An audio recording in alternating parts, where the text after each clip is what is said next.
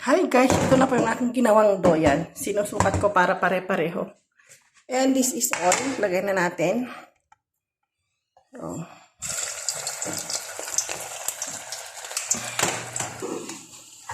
Oh, yan po, diba? Ay, parang fishball na siya. Fishball na may vegetable. Hindi na po ako nagluto ng sausawan, sauce. Ito na lang at saka lagyan ko ng konting suka. Medyo maasim-maasim, lagyan natin ng suka. Tsaka paminta. Konting paminta. And then mix natin, guys.